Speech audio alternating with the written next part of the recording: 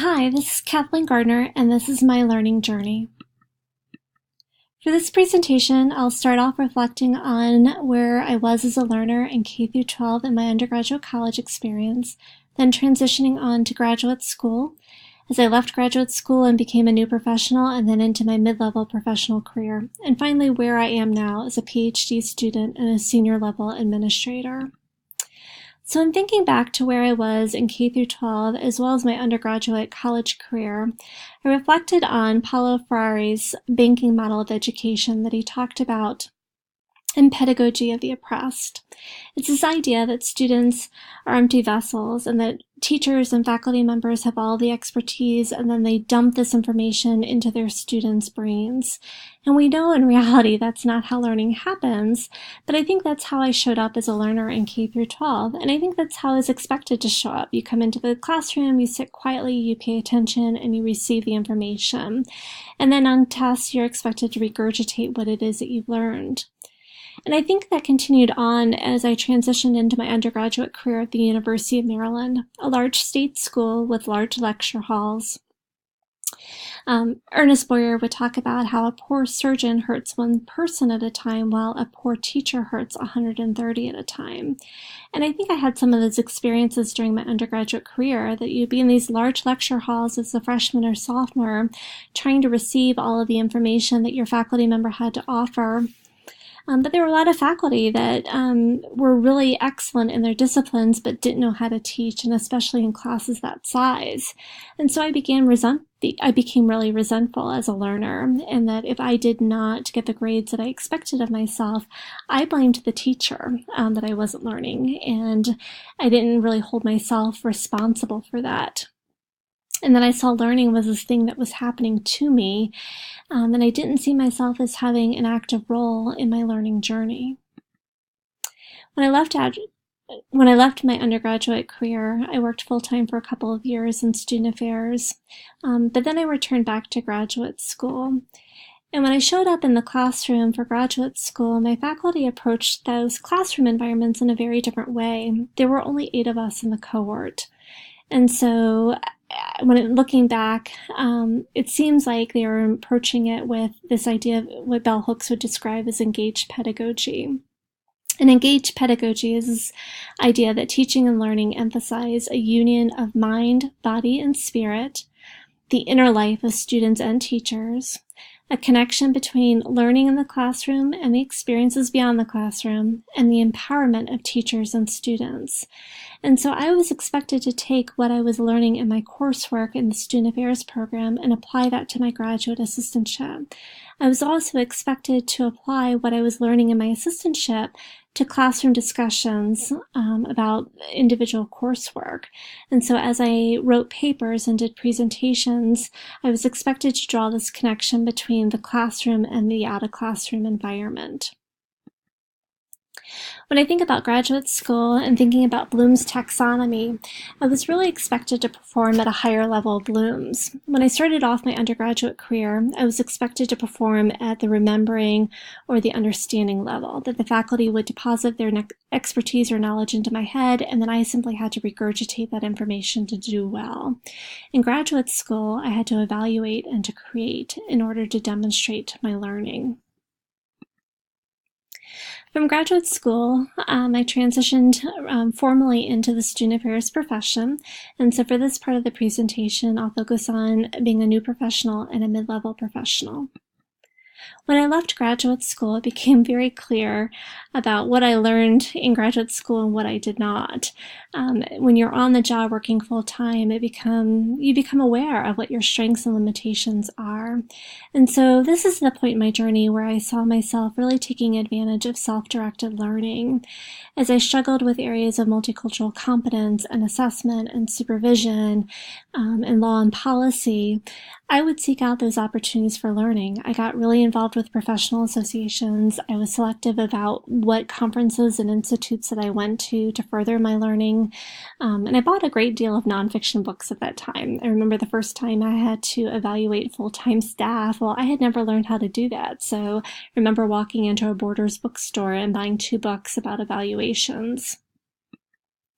As I transitioned into being a mid-level professional, this is where I saw myself taking advantage of informal learning opportunities. And so TED Talks became really popular at this point in time, and people would post links to their favorite TED Talks on Twitter and on Facebook.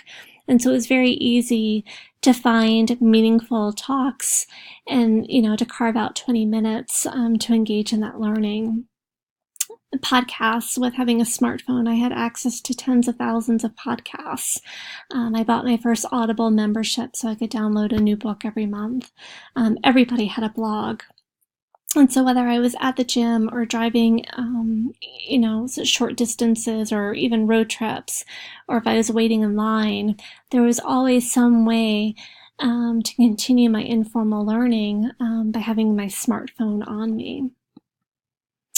And now as a PhD student and as a senior level administrator, I'm in a very different place in my learning journey. First and foremost, I play so many different roles now than I did when I was in graduate school. I am a partner, I'm a parent, I have a very big job, and I'm a full-time doctoral student. And so there are so many things, outside demands, that influence my learning journey, when I can study, when I can get work done. I had a really interesting experience this past week that brought this to life. I had a pretty traumatic injury and I shattered my ankle and the lower part of my leg. And if I were in a traditional face-to-face course, I would not be able to finish out the course because I'm on bed rest. And so I can do this presentation from my bed with my leg propped up as I wait for surgery and still take care of my health and my well-being and continue on with my learning journey. This is something that never would have happened years ago as a graduate student because that technology just simply didn't exist. And so when I think about being a student affairs educator, I reflect back on Laura Rendon's Santa Passante book. And she talks about this idea of faculty positionality and explained that the instructor is conceptualized as a teacher-learner who possesses knowledge and expertise, but who also realizes that no one human being knows everything, and that the key to learning is to remain open to the experience. They're also an artist who fosters creativity and insightful thinking. They're an activist and social agent who is concerned with social justice work. And they're a healer and liberator who can play a role in healing the wounds of students' past invalidation and releasing self-limiting beliefs. And finally, they're a humanitarian who views teaching as a service to humanity. So this is how I approach my work with adult learners. I try to take on each of those roles. Coming back to graduates or to my doctoral program after being out of the classroom for almost 20 years has been a really challenging experience. Research looks different. I don't have to leave my office to do research. They didn't have Blackboard when I was a graduate student. And so it really has been transformative because there was almost this initial crisis as I began this work, and it really challenged me to think about, why do I want to be in school and what do I hope to gain out of this? At this point in my learning journey, I understand that the learning is never done. I'm not checking boxes just to get through it. Learning is an ongoing process, and as much as I'm learning, I'm also doing a lot of unlearning at this point in my journey. It continues to be really important for me as an adult learner to have opportunities to make meaning and connections between all of my roles and identities. So what I'm learning in my professional life and what I'm learning in my spiritual life and as a parent and as a partner and in the classroom, I don't live a siloed life, and I need to be able to connect all of those pieces in order to be successful as an adult learner. And then finally, this idea of unplugging.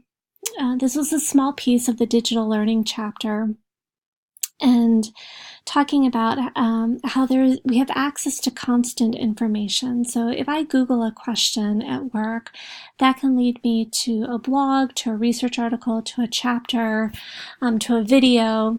It's just nonstop. Because I have the Blackboard app on my phone, I can constantly be accessing the discussion board app for courses while I am doing something else, such as waiting online for something. And so what I've learned is, with constant access to information, I have to be willing to unplug and to take time away so that I can come back to my learning refreshed and whole.